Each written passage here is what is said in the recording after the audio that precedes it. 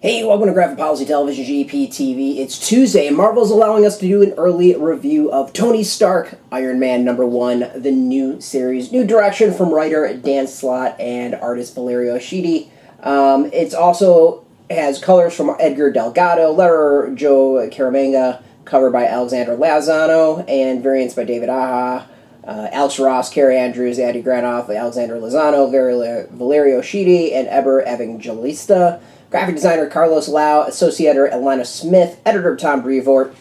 Basically, Dan Slott's moved from Spider-Man. He's going to see if he can do the same thing that he did with the web crawler with Tony Stark. Basically, this is a fairly good start for the series. Tony's back in his body. You don't really need to know any of that.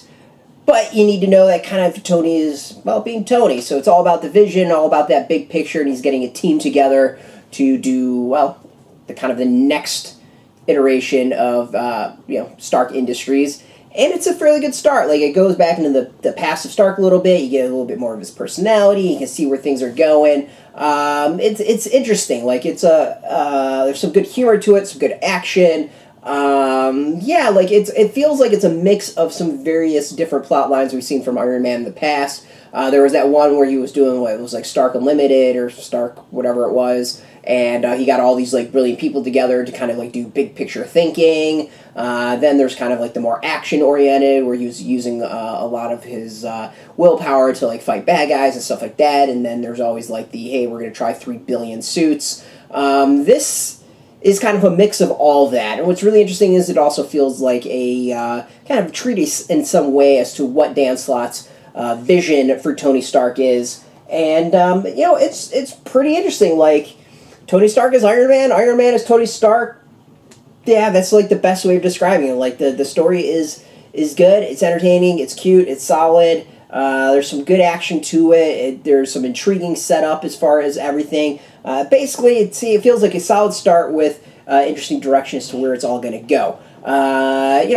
As far as the start, it's good. It feels a little bit more maybe oriented towards folks who enjoy Tony Stark from the films as opposed to people who've been following for a really long time in the comics. It kind of has a foot in both worlds in a little way. Not a bad thing at all when it comes to that. Like, we obviously want comics to be movie friendly and maybe get some of those people in to make things look all that much better. That's the big nutshell in it. Like, it's a good read. I enjoyed it. It's well worth checking out come this Wednesday when it's released. As far as the art, I dug the art. I think the art was kind of cool. It's gonna be tough to go too far into it because I don't want to throw stuff off. But this gives you kind of a general style. Obviously don't want to ruin things as far as look. We'll give one of kind of Tony today. And it's, as I said, it's good. Like, the story's good. There's some really interesting things, some great concepts.